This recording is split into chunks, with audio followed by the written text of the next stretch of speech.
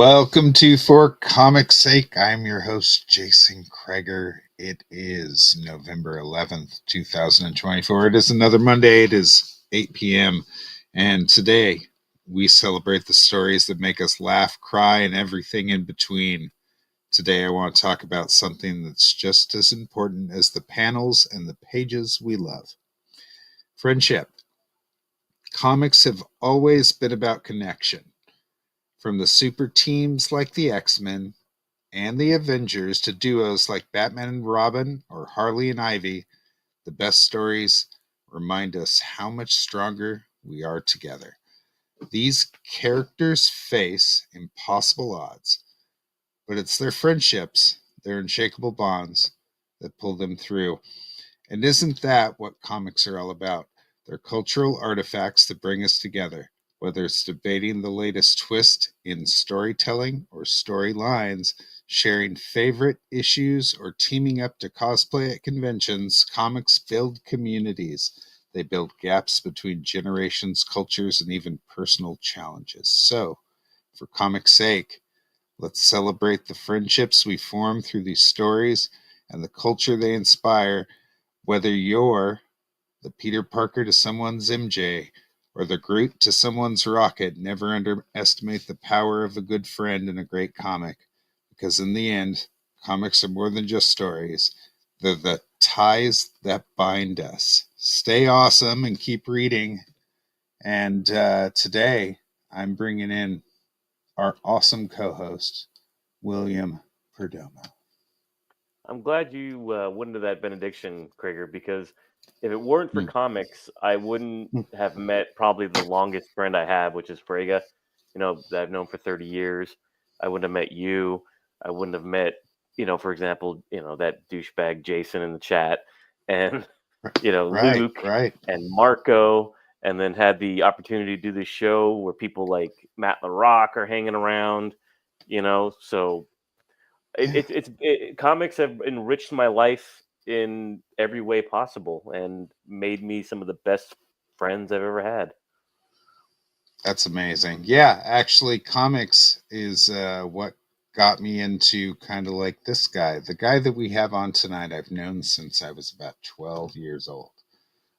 We met in junior high after he got kicked out of Catholic school.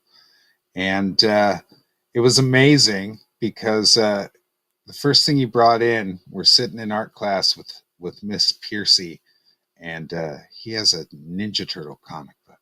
So tonight we're going to talk about all things comics. He's amazing.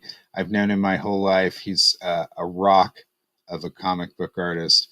And tonight I'd like to introduce you to Jason Gonzalez, but better known by the name Jay Gonzo. Hey, what's going on, guys? Hey, Gonzo. Hey, buddy. Pour some out for Miss Piercy too. She just passed.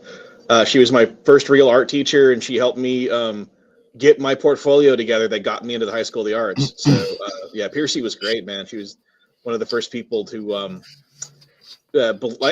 real art teacher kind of believed in me as an artist, and Catholic school, we barely had art class. So, and then that Ninja Turtle comic that I had, I think was issue 2 that I had got off. I had gotten off the spinner rack at Beach and Ball Comics in Anaheim, which was the first trip I had taken to a comic shop, because I think I had missed an X-Men issue or 2 that came off the thrifty spinner rack. And so some friend of mine is like, oh, there is a comic shop down the road. So we went down there, and that's Kelly's old shop. Yeah, man, that place is great. And I bought it. It was right there next to where I got my first tattoo at Cary Barbershop. Anyway, yep. Many, I got many of us. That corner was important. But I bought that issue of Teenage Mutant Ninja Turtles. Helped convince me that people could make comics, that it wasn't corporations, that it wasn't like Marvel or DC or whatever. It was like, oh, like these two dudes just made a comic. And I think that was a pivotal point in my life. And I also think Piercy was important, and I think meeting you was important. Having a friendly rivalry with someone committed to art for as long as we've known each other has kept me sharp, man, for sure. It's very true. myself, I had a very different experience in Miss Piercy's class. I didn't like to listen to the teachers when it came to art because I had a very specific like way I wanted to learn. Uh, but the teachers still want you to do the projects, which I didn't really do. So it's actually the only art class I'd ever gotten an F in Oh, geez. ever. Huh. So Miss Piercy failed me based on basically me not doing the assignments, which is fair, right? Yeah. I didn't do the We weren't assignments. quite at that, because I had the same thing with like Rousey when we were at Cyprus, but like Oh, he was just like, just turn in something for every assignment I give these people, because like mm-hmm, I had done my fair mm-hmm, share of like blind contour line drawings and right, my grids or whatever. Like I had done all of those already, so uh, right, it was just like, I'm not going to make you do like give me the elements of art and the what is it, principles of art, little mm, grid of like things. Like it's like, just turn something in, like draw something, paint something, turn it in, one per everything the class is turning in, and I'll grade that. So but we weren't mm-hmm, quite there with Piercy. We had to do like I remember at Miss Piercy's class we did like a lino cut for the first time, like linoleum cut. uh right, and that's where I learned that you don't put your hand in front of the blade, because I right. gouged I remember myself. that. Yeah, God, I think I still have scars from that.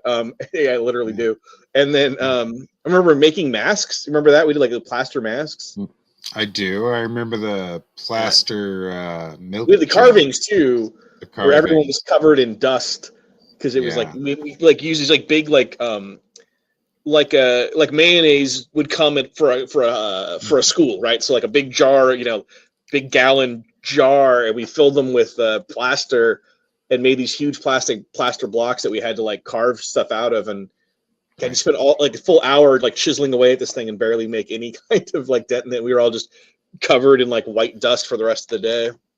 Yeah, it was really bizarre. It was unlike any type of art class, but I guess I really hadn't been to a real art class until then. And she was dedicated to the arts. I will tell you that. She was no slouch.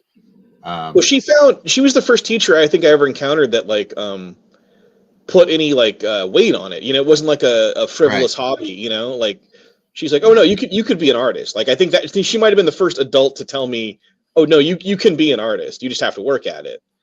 Right. And so what was that, 1987, right? Something like that. So Yeah, I somewhere remember around there. I yeah. wasn't quite self-aware enough until I think I got into like high school that Rousey was a real encouragement to me. Yeah. He was awesome, obviously, because he was like, dude, I know you draw all day. Just show me something and I'll grade you on it and I can show you how to do that stuff better. And Oh, then, Jason went to the School of Arts and I went to like a gifted art program over at Loera. So two different oh, sides of the coin. Um, yeah. I didn't win any awards or anything like Gonzo did. But Yeah. I, Yeah. I, I Didn't did she win? learn. Wait, no, no, no, no. Didn't she win the Anaheim Union, or the what is it? The Disney Creativity Challenge? Didn't she win that her senior year? Didn't she win for illustration or painting? No, no, I think Yeah. I got like runner up or something like that Ah, to a rooster or something. that rooster. Yes, I thought that was your rooster. No, that was my rooster. Fuck, Not I at still all. remember that fucking rooster. Yeah, because I entered for photography because I didn't want to have to compete against you. You Nah. just I didn't realize that. Jesus Christ. Yeah. No, Well, man, because that here's like rooster. I thought I might be able to beat you in illustration or painting, but I knew I could beat everyone else in photography. Like it was an easy win for me. Ah, there And you go. Skip Loomis helped me win that too. He's just like, yeah, he came in on like the weekends. We had the dark room to ourselves. We came in a couple of weekends in a row and we're doing like crazy stuff in the dark room. But yeah, I knew Yeah. I could win photography, but I didn't think I could beat you. Or was it Sam Moore who did the No, rooster? it was some girl. I forgot her name. Oh That yeah. rooster was the bane of my existence for many years, and I can't believe you brought it up. Uh, You got the like rooster up. I do remember it though. Yeah, I know you remember the rooster. So I remember the rooster. I could probably paint you the rooster right now. It Yeah, was a I could probably pastel. do a quick sketch of it if I had to. Yeah, it was a pastel painting of a rooster. or drawing of a rooster, and it beat the pants off of me. Well, here's why. In high school, I chose more adult themes than most of the kids who were there, man. Kids were doing roosters and shit, and I was drawing people being murdered. Which, the after, now that I look back at it, like, obviously I had some traumatic stuff happen, and it just kind of influenced me to lean a certain way. So that being said, of course, Disney wasn't going to be like, yeah, let's give the future murderer a fucking a fucking award. Yeah, wasn't yours? I think involved either blood and or some partial nudity, if I'm not mistaken. I think there was some partial nudity, and there was a blade involved. Yes, this all sounds right. Switchblade. It was all very Brian Boland. I was super into Brian Boland, so it was super clean, and it was a hand that had.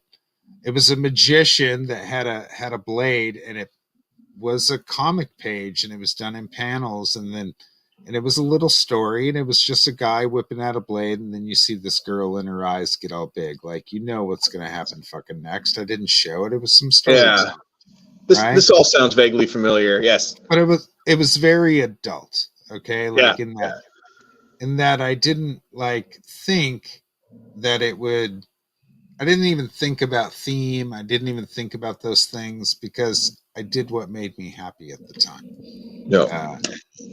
Now, do I think it was an achievement? No. Okay, by no means. I was kind of swiping fucking. You were super. Boland. Yeah, you were also super Vigil heavy at that time in your life. I remember you showing me Faust comics back in in our senior year of high school. Oh yeah. It's all. I think it might have just been up. Yeah, it did in 91 or something. Yep. And somewhere around there. So. Yep. Actually, sooner than that. It was 89, I believe, when it first started coming out, because that's some of the oldest stuff that I have. I have some of his original stuff from those days because I got it from my comic book dad when he passed away. I ended up getting part of his collection. Part of his collection is all old Vigil stuff because he was the largest Vigil collector on the West Coast. So, I have a lot of this stuff sitting around here. You should come by someday and pick some up from me. Well, you have already gifted me a full set of Faust. I have all of it because you gave it to me. Because I had issues the last issue. Except the last but you said you had one for me. Yeah. I do. Speaking of provenance like that, I was just in London in September, and I went to Gosh Comics there, and they had a bunch of trade paperbacks for sale downstairs, older trade paperbacks. It was kind of the more vintagey stuff. And they had a couple of martial law trades. And I was like, oh, are those the same trade, just different covers, or is it different, different insides? And he pulls it down and he's like, one's the Epic series and then one's the Dark Horse stuff. And when we were, we went Inception on this. And then when they were looking at these were Kevin O'Neill's too. I'm like, what? And they're like, yeah, we handled his estate. So we have a bunch of books that he used to own. And these two were books that Kevin owned. So I'm like, and they were I think they were 15 and 20 pounds each. So I'm like, yeah, I'll take that. Snatched, sold, ring me up, man. So the martial law trades that I have now were once owned by Kevin O'Neill, which is fantastic. That is fantastic, man. I hate you so much more now. I really do. How do you say hello to the chat? Oh, yeah. I guess no, you can't say hello to those fucking pricks. You don't want to say hello to Marco here? Greetings, Gonzo, Will. Yeah. Marco, what's up, man? Good to see you. Thanks for coming out. What about Jason Bascom? We have to say. Is he welcome? Yeah, they're welcome, fucker. Yes. As an E2 comic collector, I have not seen this gentleman. He says number 2, but I've been on standby for 2 hours. Oh, nice. Oh, thank you. Right. And thank you. Wow, sir. Amazing. I know. More too. He nailed it. Sorry. Yeah. Does E2 have a question? I feel like if he sat there for 2 hours, we should at least answer a question. Does that happen later? Maybe if he decides to ask something. But Luke says, "What up, gentlemen?" and he's actually saying East Coast here. Oh, nice. EQ Comic Collector, and Matt. Oh, it's says, late for him too. What up? Yeah. Hey, Matt. What's up, Matt? TJ, good evening. Hey, and he's TJ. got your artwork as his avatar now. Oh, right on. Yo, Crager and Will, says Matt LaRock. And then here's Luke saying, what up? And I think, nope, he doesn't have any questions. All right. Okay, man. And hello, Luke says to Crager and Yo Gonzo, Matt LaRock. So, gentlemen, I have a question. Are we drawing tonight? Are you equipped to draw, Gonzo, or do you want to draw? Yeah. I got a little. I'm in a very cramped setup, but I made it all work with like lights and cameras and what have you. So, what are we drawing? We didn't do a suggestion thread. So, how do you want to do this, Jason? Or you just want to work, or what do you want to do? Well, I mean, we could just work. I mean, I'm supposed to do a piece for the Shiflet Brothers stream of one of their characters, so I probably need to start blocking that shit out and just like get it ready because I want to kind of paint it live, like do a watercolory thing. Or if we don't want to do that, I can ink Optimus Prime, which you know is good. E2 said I actually bought that Union Jack Pouchtober sketch from Gonzo last week. Oh, nice. Yeah, hey, I'm getting. I was going to try to mail those off today, but I realized that it's Veterans Day and the post office was closed. So I have like meetings in the morning tomorrow, but I'm going to try real hard to get those all in the mail soon. But it is set and ready to go. Yes, thank you so much for grabbing one of those doodles, man. I appreciate that. He's got grips on deck right now. I do. Oh, nice. I do. Speaking of Tim Vigil. Some grips, some grippage. He's always good to have around. Yeah. So while we're here, so I have a question for Gonzo. We were kind of talking about this backstage. Crager, had his run into the 90s with Top Cow and Image. Where were you during that period? Oh, man. In the 90s, I was... what was I doing in the 90s? I was tattooing more than anything. I went to the High School of the Arts, and while there, I kind of saw my other artist friends try to become like fine artists, and having to do the like gallery politicking sort of thing, and I just realized I was terrible at that. And all I ever wanted to do was comics, and the High School of the Arts was not really keen on that idea. And then when I got out of high school, I was like, oh, I don't want to be a starving artist, because I lived in LA on my own for like a year, and it was a real like I might have been homeless for a couple of months out of that time, but anyway, I decided finally like move back to Arizona and then get a degree, and so I got a degree in what used to be called commercial art, and which is graphic design, and as soon as I got my degree in graphic design, I got offered a tattoo apprenticeship. So most of that 90s time was me learning to tattoo and tattooing, doing a little bit of freelance graphic design to kind of, keep my head above water because you don't make any money when you're apprenticing to tattoo. And then I think in about 98 or 99, I reconnected with Crager because we hadn't talked since we graduated like in 92.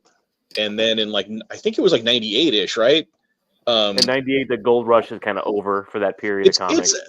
It's the last remnants of it, because I got we went to San Diego 1 year in 98, and it was the last hurrah. Everyone had money. We were going to all these school parties. Everyone was just, I got whatever. Fathom had just come out. Yeah. It was the last hurrah, and then it just imploded the next year. But what it did do is, and I don't know if Crager's told the story before, but this is San Diego Comic-Con. We rolled up first day of the show, just day of the show, with no badges at all.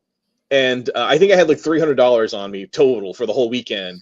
And we parked across the street from the convention center. Which was enough to have fun at San Diego during that period. Dude, check this out. We parked across the street from the convention center for like $15 and then walked across the street. Like literally... where like the Lou and Mickey's is, like that's where we parked, and we walked across the street, and Crager just had comics with his name in them, and like went up to the pro desk and was like, "Hey, I'm a pro. I need a free badge," And they were like, "Are you a pro?" And he's like, "Here, that's my name right there." And like, okay. and they just like start handwriting him out a pro badge, and they're like, "What about you?" And then Crager's like, "Yeah, he's a pro too," and they just like wrote my name on the badge, and I got in their system, so I got pro status, having never done a thing in comic books, but I was in their system as a pro, and we had like a hotel around the corner that we split, and I still left with money. Like that $300, I didn't even spend all of it. Like we just, we just walked around, had a great time. Do you remember met a when lot of people. everybody was bitching that they raised the Saturday price to like $35?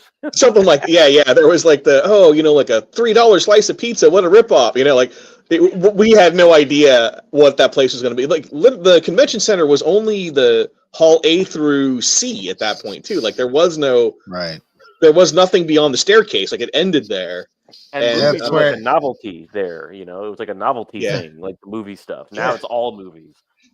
Oh, but that takes a whole city over. Yeah, it was crazy. But anyway, yeah. So I that was 98, and then 99 we went back, and I kind of shopped some wares around it. Like Crager just kind of like like I said, we had just kind of started talking again, and I think in like May, and then in June we were at San Diego together, and then the next year I went back with more of a like I'm going to try to get a job, and that's when like everyone, I got a lot of positive feedback, but like no one was hiring it. Like you could see the writing was on the wall that it was like, no one's making dumb hires. No one's just taking a chance on anyone. They're all trying to do like sure bets and stuff. And then I think I went back in 2000, but then no, I didn't, because I had my first kid in 2000. So I took a couple years off. So yeah, I missed those the crazy 90s. I caught the last weekend of it, I think, was there in San Diego. I would have thought you had just gone right into the kind of gold rush at the time with Crager, and so it was just merely the stigma of it that kept you away from it. I hadn't really figured out my artistic voice, I guess, if I want to get like super heady about it. Like I was just kind of drawing like other people. It's like, I can kind of do this Chris Pachalo thing, and I can kind of do this, like Mark Silvestri thing, or I can, none of it was particularly good. It was all, and I wasn't good enough to be like one of the studio guys. Like I was never going to be, the Marat Michaels to Rob Liefeld. You know what I mean? Like I couldn't ape him like that closely. And then, nobody was really doing stuff. But people liked me and liked my work. And so I got invited to do a couple pitches, some stuff early on. I thought would have some traction. And ultimately, like my family kind of took me out of the race of like having to be at shows and kind of like, hitting the bricks, kind of like knocking on doors and stuff. I just, I had 2 kids in rapid succession, and, raised a family for a few years. And ultimately by 2004, I ended up getting a job as a graphic designer for Todd McFarlane. I spent some years in advertising, and then worked in the advertising design department for Todd for a bunch of years, and then went back out into advertising. But the whole time just kind of like trying to get into comics, and a lot of good feedback. I think in like, trying to think, maybe 2008 or 9. I think I had kind of developed enough of a visual voice to, Mark Chiarello really liked my stuff and pulled me out, and we had a conversation. But at that point, I was just kind of doing stuff that was so, different. I guess weird. Different. That I just knew I was never going to be the Justice League guy. Or I'm never going to draw a Batman book. I'm never going to be on X-Men. That's just not what I'm cut out for. But I was having fun with that. But then, after in 2011, I started putting my own book out, and I just was like, I'm just going to make this everything I like, which was all at the time was very out of vogue. Like I was doing, this very kind of like Marvel house style from the 60s pastiche on this comic that happened in the 60s, and with this very deliberately Latino color palette. And it was what I loved about comics, like what comics could be. And I was just like, I'm just going to make this for me and have fun. And, didn't really think that would, I thought I might be able to do a weird what if issue at some point or something like that, and didn't really expect to be doing Teenage Mutant Ninja Turtle covers, which, after I put my trade out and that came out through Image and Top Cow, the editor at the Ninja Turtles just saw it on the shelf and was like, oh, that's cool. I'm going to check this out. Read it, and then reached out to me. He was like, hey man, you want to do some turtle covers? And then, in my late 40s, things started working out for me. Can you show those? Just weird. on hand, Gonzo, to show Oh. the chat? The Oh turtle man, covers? let me see. Do I have one or two? Do I have one? Give me 1 second. I might be able to grab like one of them. So hold Please, on. if you grab that, and then the next work, so everybody can see what where you went from each thing to each thing. Okay, yeah. I'll grab some stuff. Right, hold on. I'll be right there. He says that San Diego Comic-Con has become Hollywood's dumping ground, unfortunately. Yep, Luke, it has. It's turned into a movie convention, kind of a bougie movie convention that's priced out comic fans. I think, what is it, $300 a day just for tickets now? And you're not even guaranteed to get one? It's pretty expensive, man. I mean, I could still get one through my art rep, so I have no GJ problem. says that looks badass, by the way, what you're doing. But yes, they are like 300 fucking Whoa, bucks. look who's here. It is Adam Lawson. What up, my friend? My boy Adam, what's up, boy? There's What's up, someone you my don't brother? see. Yeah, I thought love he'd be him. sleeping by now. He usually is. He's usually on some like commercial set doing producer stuff, being important, more important than us.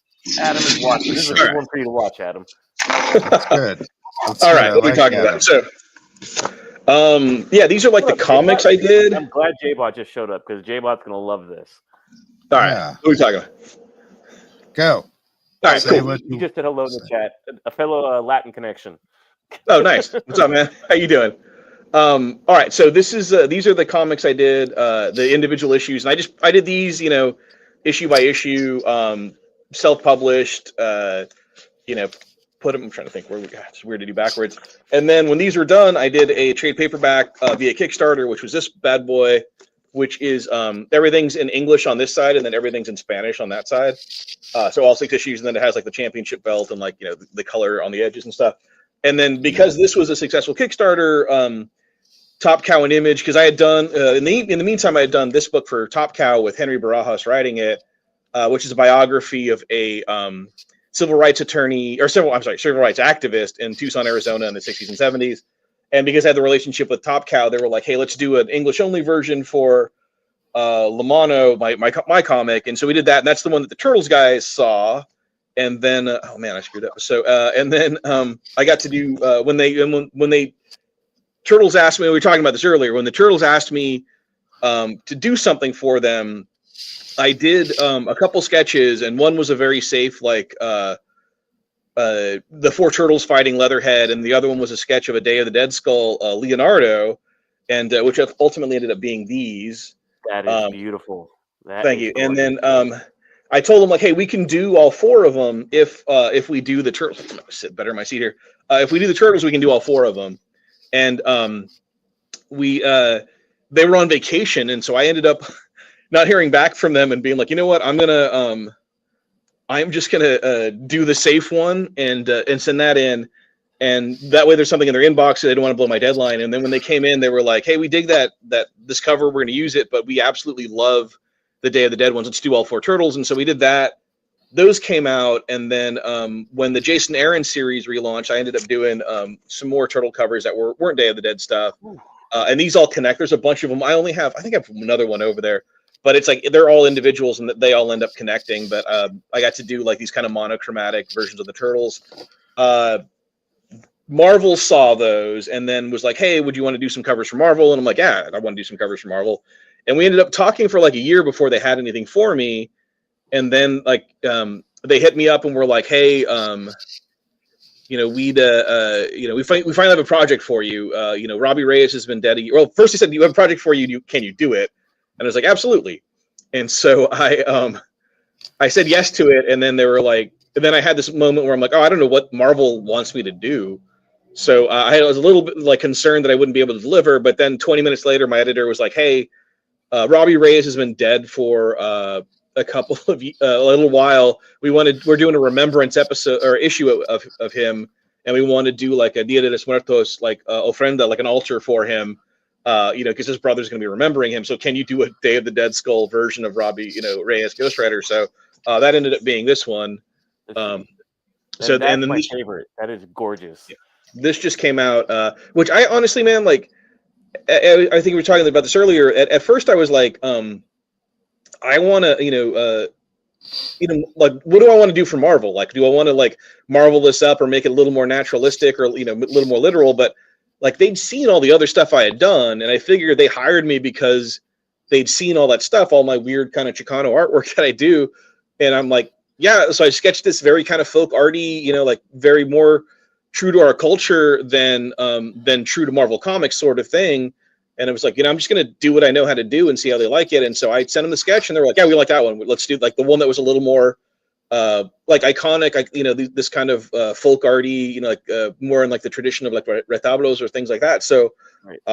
They were like, let's do it. And then I drew it, the pencils and inks, and they were like, ah, cool, looks good. And then I turned on the colors, and they were like, we absolutely love this. And so, yeah, man, like, I can't believe this is a Marvel comic cover. You know what I mean? Like, this is, especially because talking about this Gonzo backstage for a minute, is that it took a while. I mean, because usually most of us are drawing like Western comics, right? Because we want to draw like Art Adams or something. But now it's like with Joe Benitez and you, like the Latin hot sauce is starting to make its way in its own distinct style, like you just did for this book. Yeah, I think that I think that's a little bit of which how we're connected now. Like the kind of Marvel knockoff version of Dia de los Muertos Altera, isn't going to be the same as someone who like lives in that culture, and so they're smart enough to like just hire someone who knows how to do it instead of trying to get someone to like do their version of it. I have seen some Dia de los Muertos stuff come out recently from people who aren't Chicanos or even Latino, and it shows. It's the Chipotle of covers, you know what I mean? Like it's sort of Mexican, but it's not really. And I'm not going to fault anyone or call anyone out, but I'm like, yeah, man, like there is there's a love to people who live the culture, right? Like I always say that as an artist, most of what I'm selling is my affection for my work. Like people are buying the love that I put into it, and so I am not skilled enough a draftsman to not love everything I do, and I think that in a world where the way that I interact with Marvel Comics or even Chipotle is the same way that I interact with it's the same device that like my mom tells me she loves me on, right? Like, so since we this kind of like weird overlap of like emotion and authenticity that kind of bleeds into like all aspects of interactions now, I think we feel love coming off of things, I guess, for lack of a better term. And so I make sure that there's love in it, and I think that people are appreciating it, and it's this has been really successful for Marvel, and I think that I think that part of that is just because I love it, like for lack of a better term. Like I'm not a guy who believes in like magic or anything, but I do think that like when you make meaningful art, people will feel the meaning in it. Yeah, I mean, you are encapsulating somewhat of the divine in art, And yeah. By the way, J-Bot says, "Yo, Gonzo, are you a Blue Demon or El Santo guy?" I'm an El Santo guy. Like, I love Blue Demon. Like, I do not besmirch the Holy Trinity of Lucha Libre. The Blue Demon, the El Santo, Mil Máscaras. Like, I'm even like a Tinieblas and El Solitario kind of guy. But to me, no one will ever be as good as El Santo. Like, that guy is Lucha Libre. He's like the Wayne Gretzky and Michael Jordan of Lucha Libre, like rolled into one. Yeah, I love that guy, and my La Mano del Destino is very much modeled on like El Santo, like just this guy who's a good guy for goodness sake, just because he good is the thing that he does. And so now you've done this cover, now we have a next step off of this cover. Yes. Correct? So what's the next step? Marvel had me do a Ghost Rider 2099 for their Ghost Rider Spirits of Vengeance mini, which I think is issue 4. It's out in January, I know that. And in that one, they were just like, as well in that one. What's that? Did you do the interiors, or this is a cover? Just the cover, yeah. The interior projects I have coming up, I can't talk about. Okay. But it has led to, like I've gotten to do, the stuff I can, you've seen the Godzilla covers. I've done a few Godzilla covers. I did another Ghost Rider cover. I've done a couple of Aliens covers, one of which has been shown, the other one I can't talk about. So I've been doing a lot of stuff. I'm trying to think what's out in the world. I did a Toxic Avenger cover. I did a Man, what else? I have to like look through my stuff and make sure I can't like what can I Do you can't have talk the Ghost Rider that you did that we have on the thumbnail so everybody could see that? You know. about. I don't have any of it yet. So it's not out yet, and I sold the original art, so I don't have anything of it. I mean, I have it like on my phone, but unfortunately, Because yeah, I have that is no way to. awesome. Yeah, but yeah, that came out cool, and that again was just like, I whenever I approach a project, it's always about like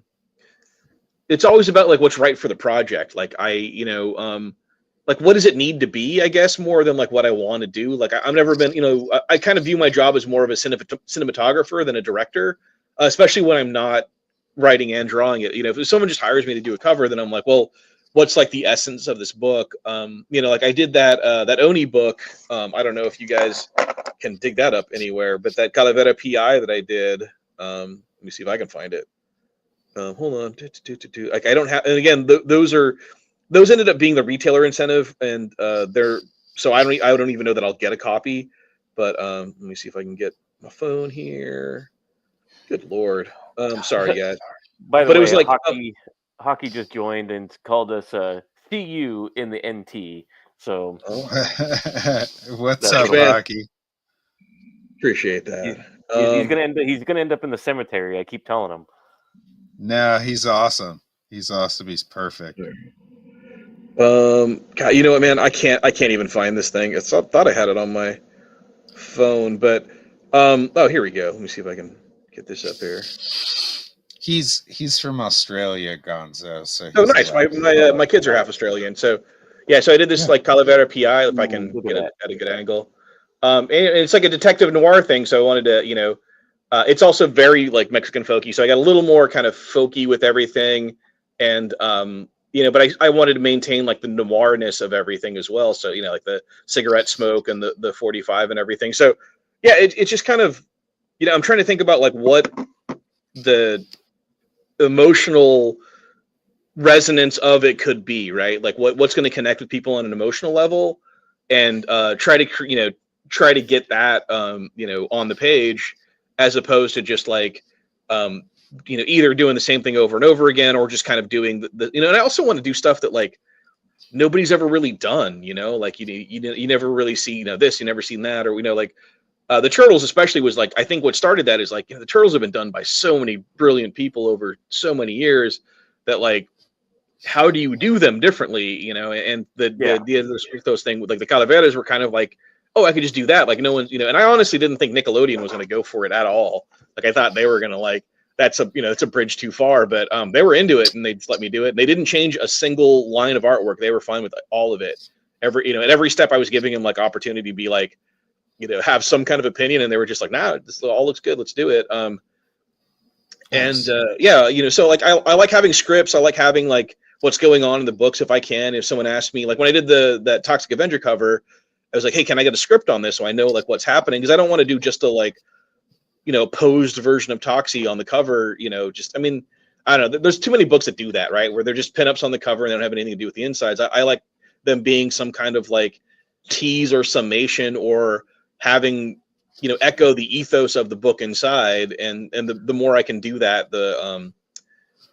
I think the better off, the more impactful it's going to be. I want to add to the experience more than just be this like barrier to it, like, oh, cool cover, but like none of this happens inside. So yeah, I'm always trying to like, my years of advertising are always like kind of trying to distill everything down to its brand promise, like what are we really selling here? And that's how I come at those. But yeah, like lately I have been offered a little, or I do have set up a couple of like interior things where I do get to like tell the story, and then I'll also like get to like draw the covers, so I kind of know what needs to be on the cover because I'm writing the stories as well. Something. Are you a first generation, or are you from Mexico? Actually, from Mexico. Oh, I'm third generation. So my grandparents are all Americans. Their parents are, most of them aren't. And some of that is just because of like where the borders were drawn. Like my father's family's from El Paso. My mother's family was from like Eastern Arizona, New Mexico area. But yeah, no, I was born here. My parents were born here. Their parents were born here. Some just barely. some of my grandparents were like, anchor babies, but my great grandparents, I think all of them were Mexican. I think there was like one or two that weren't, or one that wasn't. So but I'm very much Chicano as opposed to Mexican, right? So like, what I was gonna say was is that I'm a first generation okay. immigrant son, so it's interesting what you bring with you when you're an American and an immigrant, because you've got immigrants at home and this other culture that you're interacting with on a daily basis, and it gives you like a unique empathy because you can kind of have two brains. You have your American brain and you have your Latino brain, where you're speaking Spanish at home, in my case, in your case, and then you're. No, I honestly, si hablo un poquito español y muy mal, pero estoy aprendiendo, but like I'm very limited in what I can and can't do. I mean, I guess I don't know. Yeah, I would never. It's a rarity that I'll even like. I do like a lot of business transaction. Like there's a panaderia down the road, and I'll go buy pan dulce in Spanish. But other than that, like I'm pretty like I'll just someone talks to me in Spanish, I will just answer in English because it's going to be better. Right. Unless I get that like they totally don't understand me, and then sometimes I will fumble my way through a Spanish conversation. But I see your point. But yeah, I think in English. I always say that it just gives you two brains, and my whole life that served me very well having two brains. And it's made, like I said, it's made me not uniquely, but it's given me an empathy that I don't think I would have had otherwise. If I was, say, I don't know, like Scotch Irish, and I've been here for 19 generations. Right. Yeah. No, absolutely. I think some of it too is just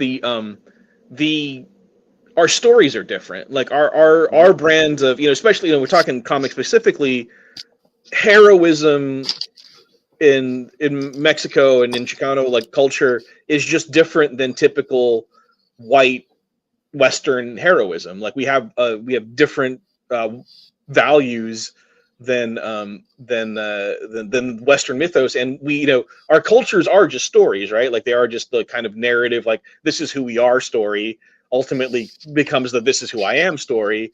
But just a lot of Western story, and especially in America where rugged individualism is key, is predicated on inherent identity, right? Like King Arthur gets to pull the sword out of the stone because of who he is, not what he's done. Luke gets to balance the Force because of who he is, not what he's done. Even Harry Potter gets to go to Hogwarts because of who he is and not what he's done. I've talked about this a lot. I talk about it a bit in my trade paperback, but like our, like Latinos, we're mestizos. Like most of us are mixed. I think you're Argentinian, right? So you guys are not so mixed, but you're less so. Yeah, we killed them all. Yeah, I know. I was trying to keep that like a little more delicate, but yeah. But Mexico, we're 75-80% of us are mestizo, so we're as much victim as we are victimizer. I'm as much I have the last name of the conquistadors and the skin color of the conquered, and so picking one side of the kind of victimizer paradigm is fraught with peril, and so we especially in the dissolution of the kind of caste system that existed well before Hernando Cortez showed up, but well after, until ultimately like the 20th century. Like it's not until like the early 1900s that they kind of dismantle that caste system of like Criollo or Spaniard, Criollo, mestizos, all of those. And so our heroes start to develop as people who will eschew or conceal their inherent identity and then do the right thing. So they're defined by action and not by birth. And things like even our actual heroes, like Zapata and Pancho Villa were like land owning kind of higher up people, but they still fought for like the lower classes. And things like Zorro, the bandits like the Murrieta brothers and stuff like that. Yeah, yeah, exactly. And then the luchador is kind of an extension of that kind of concealment of inherent identity to be defined solely by action. And I think that's why it resonated so, because there's masked wrestlers in other countries before Mexico, but I think it resonated so even hard. The image of the guerrilla, right, the revolutionary, is a uniquely Latin American thing. Exactly. Yes. I mean, it's about what you're doing and not who you are. It's a obliteration of ego in favor of deed. And even Che Guevara is like trying to create the communist new man, right? So yeah. Yeah, so I think that it's something that that kind of lack of rugged individualism that's more action oriented is something that has resonated with us, and I think that kind of that internalization of that is as much a part of what I do as anything that like my comic is being about luchadors is just the perfect vessel to kind of explore my own internalized respectability politics of the Chicano diaspora. But at the end of the day, too, I just want to make a fun comic about dudes in mass beating on each other. Like I don't want to give a TED talk. Well, Like there's that too. Nice. Yeah, but it's got to come from somewhere. There has to be an internal theme that nobody needs to know about, but it's important to you. Yeah, They yeah. could read I your mean, mind, well, they would- is it Michael Chabon has a quote from an author who I can't remember, where he's like, all writers are just telling the same damn story over and over again. And for me, it's always about like identity versus destiny, right? Like, if there is a destiny, then it's tied to your identity, and the only way to change your destiny is to change who you are. If you can't control what happens to you, and those sorts of things, and there's a lot of that kind of Mesoamerican mythology that will like weave into that. And it's a little more, it can be a little more of a bummer than your kind of, typical Hollywood endings sort of thing. So, yeah, man, I think that just being brought up on that kind of narrative, and then like just the kind of overwrought telenovela kind of display of emotion. It comes through even in like Lucha Libre, right? Like, if a guy gets hit with a chair, it's like the worst thing that's ever happened. He's like hunched over, grabbing his back and screaming in pain. Like, we are, our emotions are close to the surface. And I think that those are things that, that I've just internalized just growing up in that culture. And then ultimately, like I can put into comic books, that have, kind of moved more and more away from being archetypical or melodramatic in favor of quote unquote realism. Like, I just don't know how much realism I need out of a guy who can shoot lasers out of his eyes. Like I just like, it's more effective as an idea, as an analog, than it is as any kind of literalism. It's funny that you say realism, because realism is more of an Anglo thing. Yes. And what I was thinking about when you said victimizer is that what makes Latin America unique away from the rest of the world, and Mexico in particular, this is very cute in Mexico, is that it is a desperate, it is a collection of disparate tribes from all over the world, basically Europeans, locals, different languages, different customs, who should not gel, but for this thing called the Blessed Virgin, that pulls it all together as the cosmic race. You've heard this, in Mexico, you're the cosmic race, because of the Catholicism, it transcends the tribal melange, right? So that's unique to Latin America.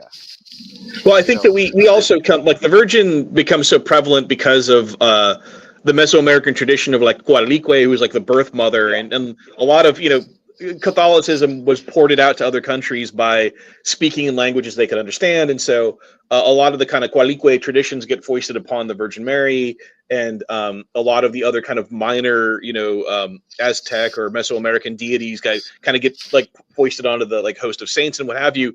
But it's also a mythology that believes that we are in the era of the fifth sun, right? Like that this world has been created 4 times before, and they were all kind of terrible until we got to this world. And so rather than the Christian idea of you were in paradise, fucked up, and now your punishment is this world, we were like, no, we put up with 4 bullshit versions of this world. This world is our reward for having dealt with those other 4. And I think that attitude is very different, even with our kind of colonized Christianity, and I think the way that we engage with that kind of creation mythos, and basically like our understanding of our essence is that is just more joyful and accepting of the realities of this world, as opposed to like, no, we messed up and that's why we're here and we have to endure all of this shit. And more like, no, man, we had to put up with a bunch of stuff.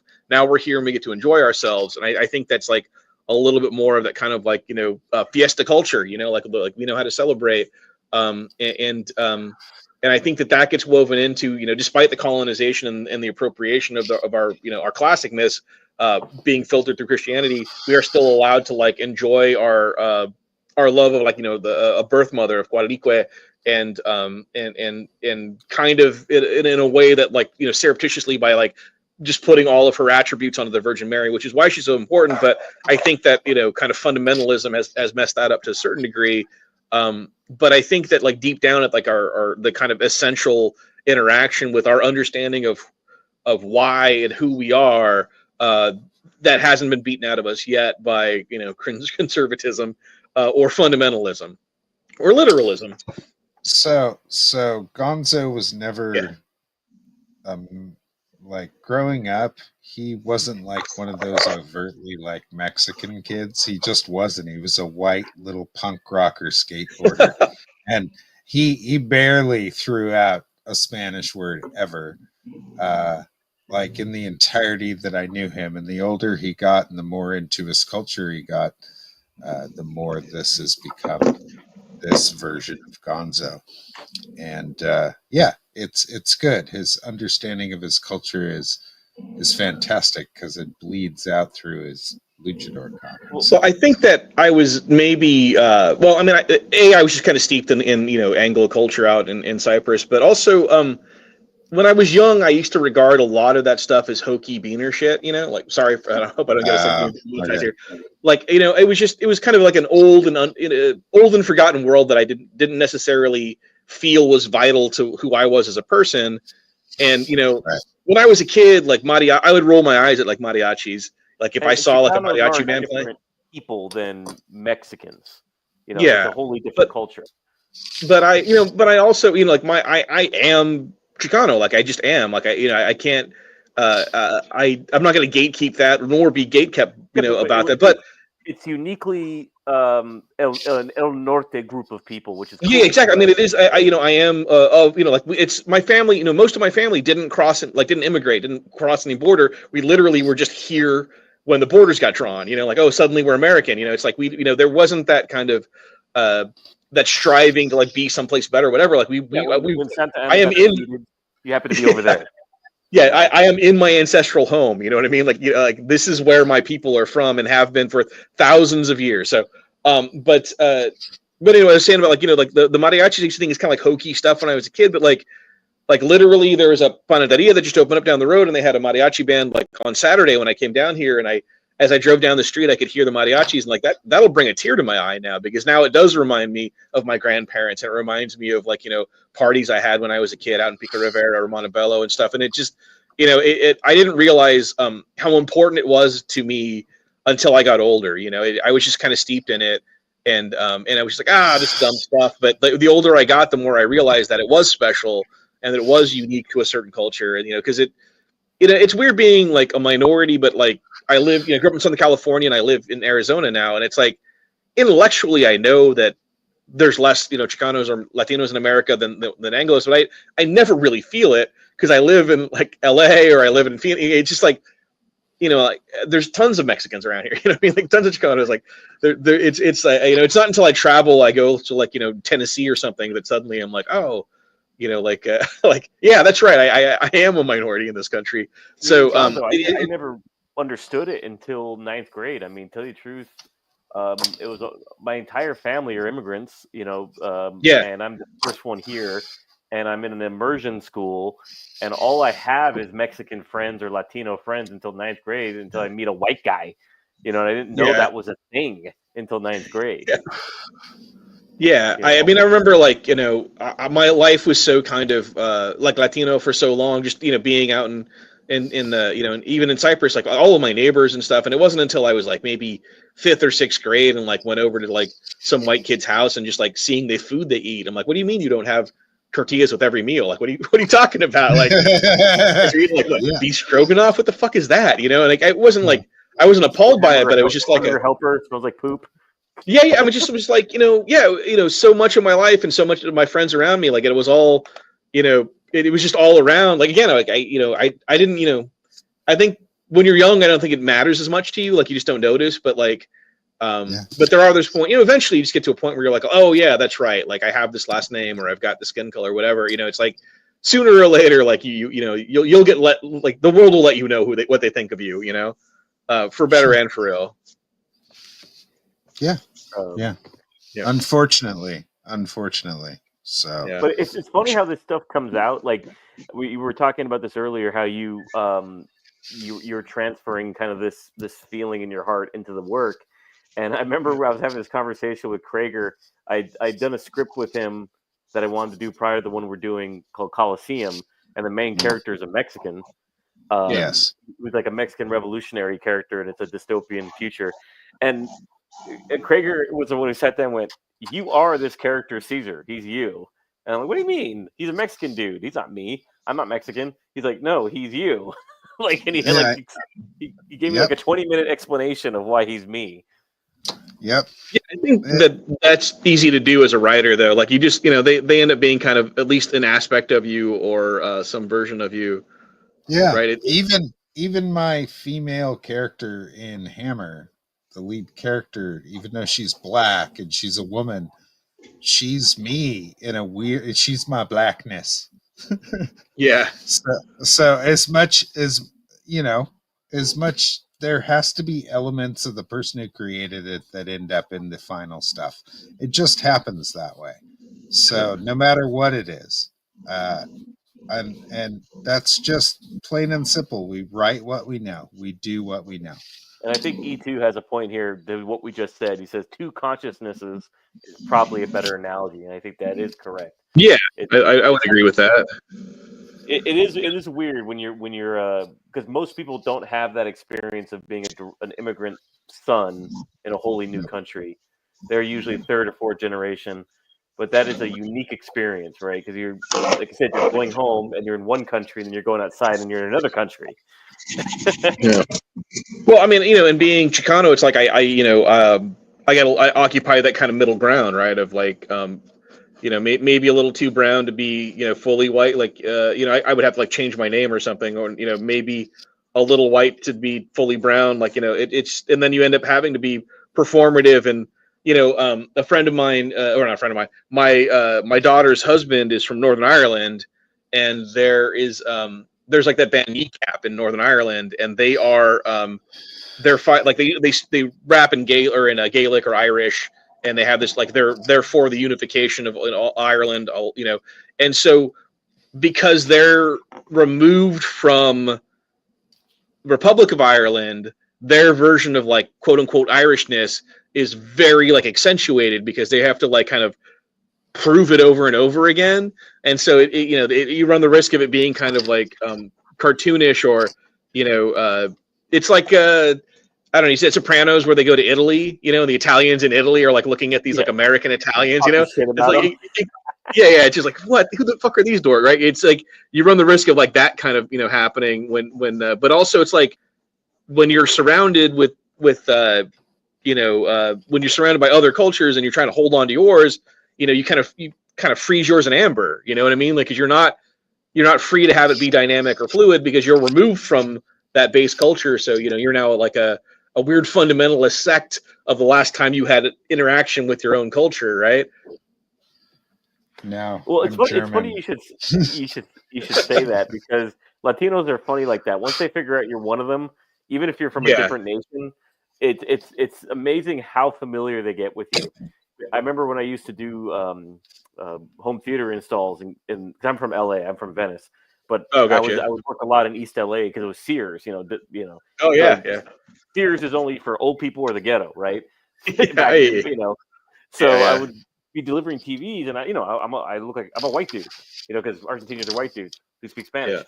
So I'm standing in this a Mexican lady's house, and she's very kind of apprehensive. And then I start yapping at her in Spanish. She goes, and she Yeah. asks me in Spanish, where are you from? And I tell her, and suddenly I'm one of her sons, and she Yeah. wants to make me dinner. She's giving me a hug. You know what I mean? She's basically Yeah. asking me to stay over, practically. And it's just a warmth because it's like, oh, you're one of us. Yeah. It always happened every time, every single time. Nice. Yeah, when I'm sorry, I'm trying to think. Sorry, I'm like trying to draw at the same time. I feel like I should do something. That Depends only on- works for me when I run into like a 98-year-old like German woman, and she looks at me and she goes, "Oh, you're so beautiful," and then she'll like talk to me in German. And she's and like, "Were tell you me in one of the mills where we were raising you yeah, back in Germany? yeah, yeah, stuff like that. Do you So have it papers really of is your like that. Nordic heritage?" It's really like that. When I run into an old like German lady, they were like, "Where were you my whole life?" You would have been a stud in the SS baby mills. I've been pumping out them little autistic babies all day long.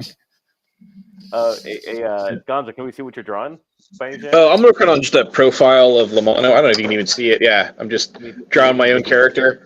Trying to remember if I can draw his mask again. Sorry, here, I'll throw it up again. See if I can. Maybe. Yeah, I'm getting you, there. I'll make you something can do happen. it. You We got a can bit of do it. time, right? How long do these things go? What? How Yeah, long? An hour and about 20 an minutes. hour and a half. So Yeah. Okay. another 15, 20 minutes, man. Like, Marco is joining in the Minority Olympics and saying, "I would always roll my eyes when they spoke Italian on The Sopranos." Yeah. Right. yeah, it's funny. It's super funny. I credit that show into every person who's Italian and living in New York or New Jersey equating themselves to any part of the mob. Well, So it's funny. My what's it called? My son-in-law, who is Irish, will come to America and visit, and then like go to an Irish pub, and it's fun to see. yeah, It's all distorted. You know what I mean? Like what? Because they haven't been right, part of that world, and It's been right, commodified, and so it's like, yeah, exactly. yeah, yeah, everybody's Irish. You know, yeah, yeah. Yeah, yeah, in Ireland, everybody's Irish. don't you guys eat Exactly. potatoes all day? He's like, no.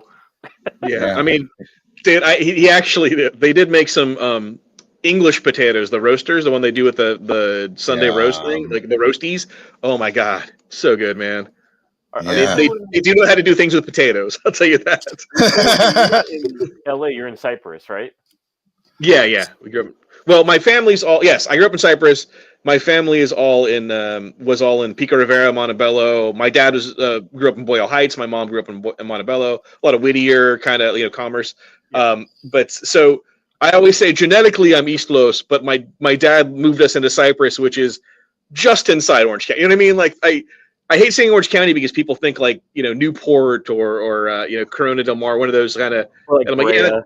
yeah, exactly. Like that is so far. Like I don't think real Orange County begins until like Newport Beach, to be honest. Maybe Huntington, but like, because Santa Ana is still L.A. You know what I mean? Like that's like at least in my head.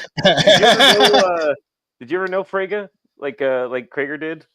I don't know. So I don't know him that well, but he was here for a show last year, and we ended up just grabbing dinner because like his ride got a little too drunk to drive home. So I'm like, I'll get you home, Dan. So we grabbed. I was driving him back to his hotel, and I'm like, oh, you want to grab some food? He's like, no, I'm good. But, and I'm sure you can appreciate this, on the way home, right by his hotel, there is a spaghetti factory that he was unaware of. Of course. And so when he saw said spaghetti factory, he was like, "Holy shit!" I'm like, "Okay, we'll stop." And then we ended up grabbing dinner, and we have so many friends in common, me and him. So it was cool to talk about like all the people we knew. Good He knows dude. everybody in comics. Yeah, we were trying to hang out at Heroes, but my life is. Man, when you sell turtle stuff, it's real hard to like do anything. Like your life gets real busy, man. I was not expecting that, so I just every day at Heroes Con, I was beat, and every night I would just like go to bed, like I don't know, 8 o'clock or something. I was so tired at the end of the day. I mean, of all places where I live in Oregon, there's a spaghetti factory 5 minutes from me. Oh, nice. One that Does they built Fraga know into- that? I said immediately when I found out there was one, I took my daughter and went to dinner there, took pictures of all of it, sent it to him. He couldn't believe it. Yeah. But they built it in a beautiful decommissioned railhead. So all of they're all dining cars. So they took all the decommissioned cars, they turned them into the restaurant. Oh, rad. It's like a work of art. It's beautiful, but I could not believe there was a freaking old spaghetti factory 5 minutes from me, and I didn't know about it. Nice. And of course, like I said, he was the first person I told. Yeah. That's what we always went. I thought I didn't realize that he was like sending photos to his wife and like all that. Like it was a whole like. During the course of dinner, I found out how big a deal it was to him. But when he first saw it, I was like, "Yeah, it's a spaghetti factory, dude." Like whatever. It's and then, like I fucking told you it existed. I told you. I mean, He, they're was like his. they're gone. They're like a Cold Stone type of thing. You can't find them anymore. yeah, it's hard to find him. I didn't know Um, that. okay, There's one so like right down the street, and like fuck, or there used to be. I don't know whether it's there now. Used to be next to a bar in Fullerton. Yeah, the Fullerton one I've been to when I was a kid. Yeah. Yeah. um, it's kind of funny how that happens because, like you said earlier, you were taking this roundabout journey into comics where you went to tattoos to graphic art to commercial art, and then this big roundabout circle. Now, I'm assuming you're around Crager's age. You're late Yeah, yeah. 40s, early 50s. Oh, I'm 50. Yeah. Yeah, now you're into comics, right? And Yeah, now you're yeah. exploding kind of a little bit into comics. Like it seems like you're blowing up quite a bit. Yeah, I got to say that was I was caught real flat-footed with that, man. I was kind of I wasn't kind of I was actively talking to about getting a teaching position as an adjunct professor just because I'm 50. I can't hustle like a freelancer anymore. And I was fine being this, doing Lamano's fairly successful for an indie comic. People know who I am.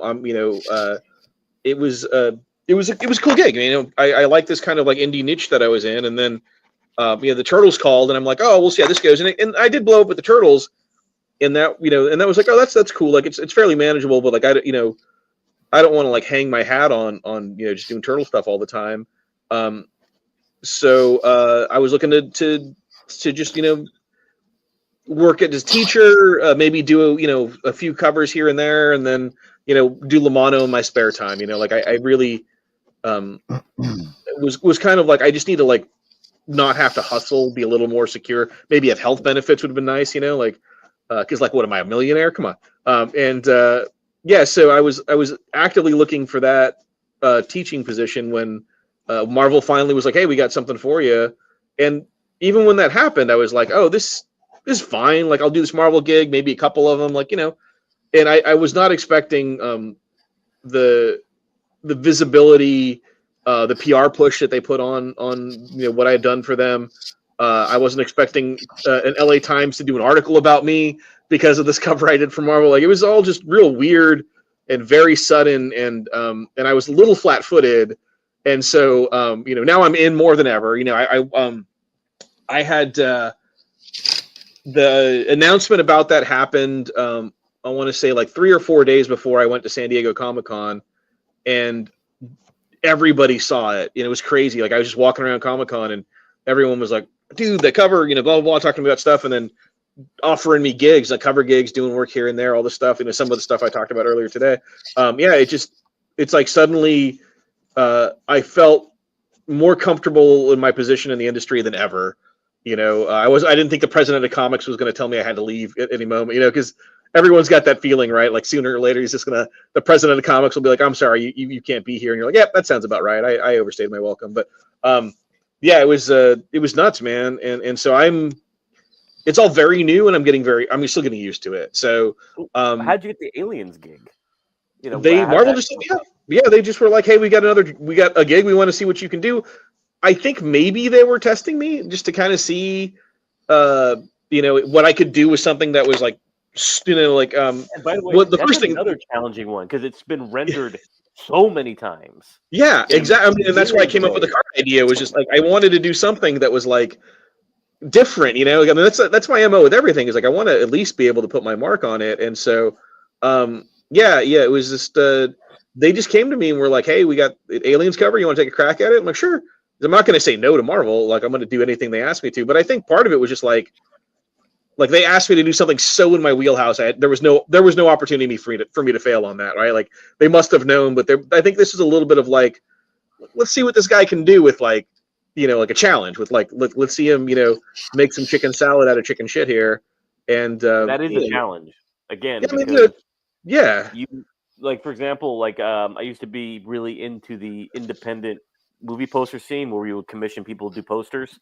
Yeah. And there's no movie more commissioned to do posters than Aliens. An Alien. Nice. There's billions of them. So if you're an artist and say, hey, we want you to do an Alien poster, what the hell do you do that no one else has done? You know I mean, and that's kind of my thing too. Is like I'm never the guy like. So if Marvel called me tomorrow and was like, "Hey, all right, man, like you just what character would you love to draw? Whatever you want, let's do it." Like I'm not going to give him a Wolverine pitch. I'm not going to give him a Spider-Man pitch. Like if DC called me with the same offer, like if I get Batman and my Batman book sells great, half of that success is the name Batman on the cover, if not more. You know what I'm saying? So, but if you give me, Buona Beast and I make a Buona Beast book sell, that's all me. Like I did all of that. People tell that story about Kirby when he went over to DC and he's like, "Hey, what is your least selling book? Give me that one." And people like to think of that as like a big dick move and like, I'm going to take your shittiest book and make it great. I think what it was is like Kirby wanted to own all of the success of it. He wanted to say, no, like every single issue that sold of Jimmy Olsen, Superman's pal Jimmy Olsen, or whatever the book, I think it was the Newsboy Legion, whatever it was, like every one of those that sells was because of Jack. Like, and he could own that. Like, there was no hemming and hawing, and there was no. I like the. Sorry, I was looking at the messages. I like the White Tiger. That is on my list that I would love to do. Yeah, it's like So if I take a White Tiger book, and I make it even top 50 book for them, that's all me. I did all of that. And so with the Alien stuff, early career doing that. Yeah, exactly. And so with the something like Alien, for them to give me this licensed book from like one of their affiliate companies, those are gonna have to die, man. Like, you know what I mean? Like a lot of those can't. Like, I haven't read the books, so I can't sell. I think a lot of those go out to die, right? They don't put their prime people on it. But if I delivered something memorable that moves units, that at least gets some people to like stop and take a look at it, all of that is on me. Like I did all of that, and not just the name Spider-Man on the cover, right? Like, I mean, don't get me wrong. Like, I would love to do Spider-Man. I just like for my first shot, if any company wanted me to like give me carte blanche to like do what I want, I'm not going to do something that I can't own all the success of. And so having something like Alien, I'm like, yeah, man, I'm gonna make this thing sing, even though I could just creepy shot of an alien head, slime coming off of it, maybe some blood, like it's all there. But like, I was like, no, man, like I want to take, it happens on a casino planet, so I'm like, oh, I'm gonna take the queen because she's a queen and there's queens in the aliens. I'm gonna make her the card face, and I'm gonna make her the queen of hearts. Because they're chest burster, they come out of your chest, right? So I have the queen holding an egg instead of holding a heart, and it's very stylized like a playing card. So I'm taking Alien and drawing it in a way that's like an old playing card. It's like, it's not hyper detailed. It's not, every little like, nick and scratch and slimy bit is like, it's, you can't see the steam coming off her. Like, it's super like stylized. Design. Yeah, exactly. And the impact is the incongruence of that being on a playing card and this casino, like sitting on green felt with a Weyland-Yutani poker chip, because I know Weyland-Yutani would own all the poker chips. Like, just having that kind of like love and affection for it and putting all that in there, I think is more effective than if there was some creepy scene of like a dimly lit sepia tone alien, with steam and blood coming off of them. And so those are the things that interest me. And those are the opportunities. Way more opportunity for success there than if they asked me to do an X-Men cover. Because if my X-Men cover sold well, it's the X-Men. You know what I mean? Like it was gonna sell well. So I just like being able to like over deliver on low expectations. Is like, I love starting there from the beginning. Like I love starting at that point. What did they say when you turned in that card? That card cover? Like, what did they think? They had asked me. They'd given me pretty clear instructions on another idea, and I drew that up. And they love that one. And then I drew the card up and I'm like, hey, here's my thinking on it. Chest burster, queen, blah, blah, blah. And they were like, let's do both of them. So they only wanted to give me one cover. And because they liked the idea that was so off book for them so much, it became number one. They want they're like, hey, let's do both of them. Let's do this one first, because we want this one for issue one. So I think, and from what I've heard, Fox liked it, and Fox doesn't ever comment on the art. They're always like yay or nay or change this or whatever, but they never, as far as I know, what I'm told is they rarely, if ever, will say like, oh, we like this or don't like this. But this was a rare case where they were like, oh, we really like this. So again, I'm over delivering on low expectations, and that's kind of what I've tried to do my whole career is to give me something you're going to throw away, and I'm going to make gold out of it. It's that. Is that out in the wild? That Aliens cover? The Alien cover's out there. Yeah, you can find it. Just put in like Jay Gonzo Alien cover. It should come up. Okay, cool. Yeah, it's the I really Alien Paradiso. Yeah. It's I think the FOC on that is maybe coming and gone. And then the other thing that really makes you feel good, and and again, I'm getting used to this. I hope I can talk about it in a way that is like just my excitement for it happening and not my like doesn't come across as me bragging or anything. But like I've noticed that when there are any kind of articles written about the books that I've worked on, when they're talking about that Alien book, or they're talking about the Ghost Rider book. There was 3 covers on that Ghost Rider book. There was 2 covers on that Alien book. There's been a couple other things. Whenever I see a news article about that book, they use the cover I did as the image for the news article, and so that makes me feel like I'm doing my job right. Like I think if I'm giving Marvel a marketing asset that they can then capitalize on when they're having journalism, PR about the book, I feel like that's my job. Like that's what I'm.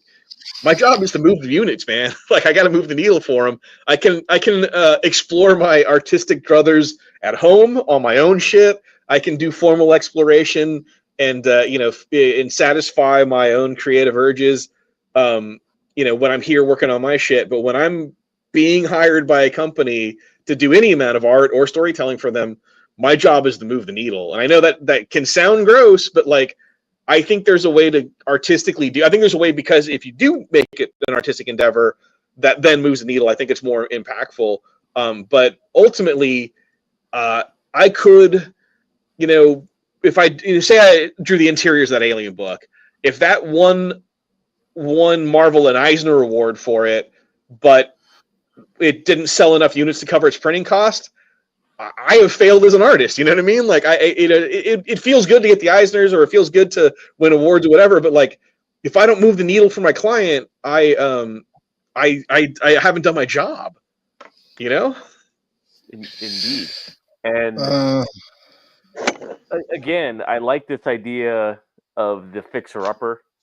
Yes. Of the fixer-upper book, the fixer-upper.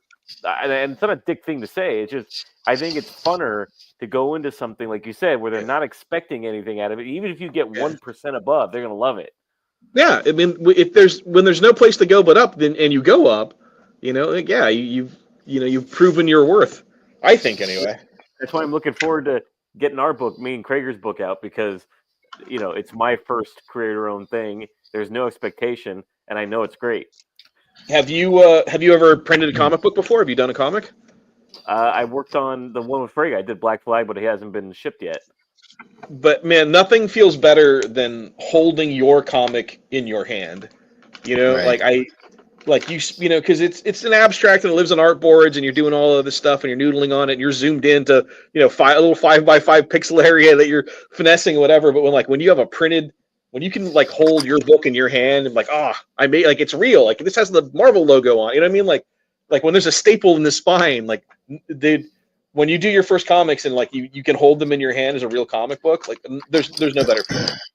No, I mean, I have a short story book I've contributed to and things like that I can hold, but I want to get that comic out there, and that's what we've been doing. I mean, I've in a position in life where I can finance my own book. Nice. So, yeah, that's like, yeah. Doing your own thing is so gratifying, and I get to do enough of it that I'm not like hung up on. It makes me a little more easygoing, which I can be difficult when it comes to other helping other people out, because I get to like do exactly what I want on my own book, all whenever I want. It's a good feeling. It's funny you brought up earlier where you said you feel like a cinematographer, where I've always wanted to direct movies, and I sort of see comics as a very much a proxy medium to movies, where you are picking very specific angles, and your storytelling better be on, because you don't get 24 frames, you get 1 or 2 or 3 or 4, and but I've got Crager's camera. You can relate those to each other. Like that's the thing that you can't do in movies. Like the action is all manufactured in your reader's mind, and there's with the movie, you only get the 16:9 aspect ratio, and you only get one frame at a time. In comics, you get page turn, and you get multiple frames per spread. Yes, different sizes. And their relation to each other.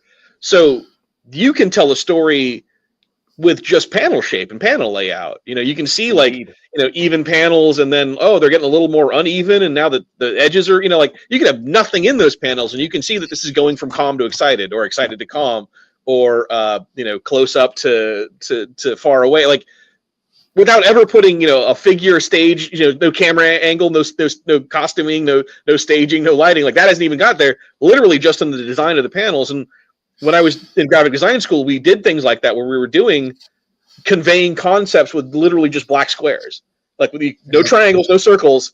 Just put black squares on this in such a way that you're showing freedom, you're showing energy, whatever it is. You know what I mean? Like, so, and that's something you can't do in movies. Like, you're just locked into the 16:9. Either you're 235 or 185, but in a comic, if I want a 185 close up, or I want a 235 close up, I can get both. Yeah, I've seen some directors do some fun stuff, like Ty West in the beginning of X. He starts off within the building, so it looks like it's Academy ratio, but then he pushes in, and you see that it's actually 16:9 as he gets beyond the door frame. And I dig that. I've seen some animated stuff mess with ratio, but for the most part, you're stuck with a rectangle. You know what I mean? Like, you can't have a circular panel, or a circular frame. Or a figure popped out of a panel, or a face popped out of a panel. I've seen Jorge Gutierrez did some fun stuff with Maya and the Three, where he did that, where he would take the 16:9, but then he would crop it even tighter to kind of like Panavision sort of thing, and then or a CinemaScope kind of thing, and then he would have figures go a little beyond into the black, so they did look like they were coming out more. But it's a real avant-garde auteur kind of director who would do that, with live action especially. But yeah, for the most part, movies are fairly locked into their timeline, because they're coming at you in the arrow of time, right? With comics, you can do things that reference back earlier panels, so that you can force the viewer back, in loops and what have you, and force them to reconsider pages that came before. Time doesn't need to work linearly in comics the way it does in film. So I think you can be more creative in comics and film. Or as Crager did a very beautiful first page for Meathead, where it had 3 panels of a guard being killed in front of this, villa in the Vietnamese highlands, and he did panel 1 of the guard smoking in the rain, and then panel 2 was the entire page in the middle of the 2 panels. So you not only get the action, but you get the entire geography. Yes. In one page, and it was beautiful. Yeah, comics are also, they're a medium where you could just do it yourself. You know what I mean? Like, you can't do that, but it's hard to do that with a film, right? But yeah, man, I think that there's still, every year I find some new comic that has somehow pushed the formal limitations of comics, and I you think this long into the game, kind of everyone's done everything, but man, I still there's some Jesse Lonergan comics, and I'm like, holy shit! I didn't know you could do that with panel layout. I'll dig that page up. It's probably right here. Which one are you talking about, Crager? Meathead. Oh, so we can show Gonzo? Yeah, I'll take a look at it. Let me find it. Where can we get this Lucha Libre book, Gonzo? I think Top Cow still has them, so I think you can just go to Top Cow's site, or Image. I think Image has a link to it too. I have an Image page, so if you just go to J Gonzo and Image, it should link to where Image can sell them. I think they have them digitally, but you can. As far as I know, there's still some. If you go to Top Cow's site and they're not on sale, go back the next week and they'll be on sale. Just don't pay full price for it. They'll eventually. Oh, hell yeah. Do you see what I mean? Where it's one boom, boom, like that? Yeah, we'll turn it sideways so you can see the whole thing. That is dope, man. I like that jungle, Crager. It's good stuff, man. Thanks. Yeah, I tried to do my best Bill Sankovich study. It's good stuff, man. Yeah, I like some of the shapes. Right on. Stuff going on, so Yep. Poor guy. Good stuff, Yeah. dude. I like it. Thanks. Meathead. Yeah, I like the eyeball. I like the viscera coming around the claws. That's good stuff, man.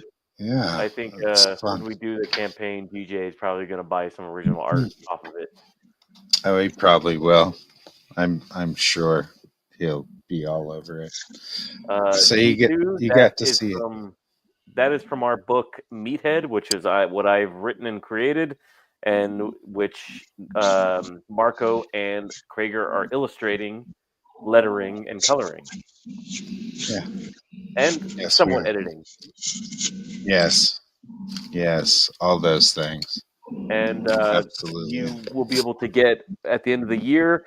We are going to do a 12-page ash can that's going to have like a foil kind of gunmetal cover with a cover by an exclusive cover by Dan Frega, and it's going to be signed, and you'll be able to get that from moi. Yep. At your request. Nice. Very cool. Nice. There we go. I guess we're coming up on an hour and 30 minutes. Is there anything else you want to close with, Gonzo, before we take off for the evening? Oh no, man! I just if anyone has questions in the chat there, I feel like we rambled on about a lot of very specific stuff. I don't know if we touched on anything. Anyone had any questions or anything like that? I always want to make sure people get their money's worth. And E2, if you follow me on Twitter, you can see updates on this when that'll be available. It'll be available most likely by just DM on Twitter, and send me PayPal. I send you the book. The ash can. Yeah, they'll be printed up beforehand, so you won't have to wait or anything. We're not doing a campaign. We're just doing. It's sort of going to be like how Joe Sanatog handled his Reaper Destroyer ash can. Yep. Exactly.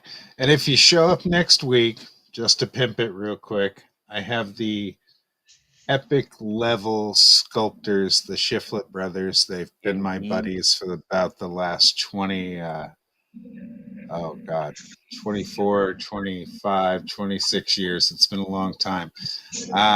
And they're going to be coming on to pimp some of their stuff, and we're going to be drawing one of their comic book characters or one of their sculptured characters called the Executioner.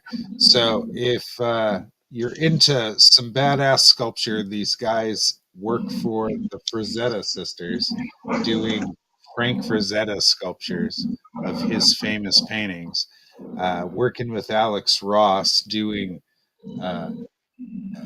portraits of Alex Ross's father for Kingdom Come, working on the dragon for remember that movie back in the 90s with that giant dragon with Sean Connery's voice? What was that called? Dragonheart?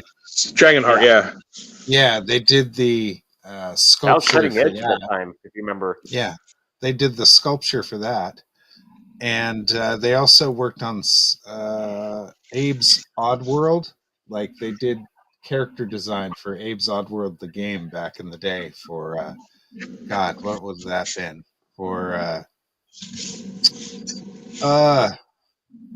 I guess it would have been the Genesis. It was Abe's Oddworld? It was PlayStation. Yeah. Was it? Okay, so they worked on Oddworld doing character design. So they're very accomplished. They've been around for 30 years, and I can't wait to have them on because they're some of my favorite Texas boys in the whole world. So, Gonzo, it's always good to see you, my brother. Great to see you, man. Thanks for having me on. You are amazing. Yeah, man. Thank you for sharing your work with us. No problem, man. I'm blown away. No, thanks. I appreciate that. And dude, thanks for having me. It was fun.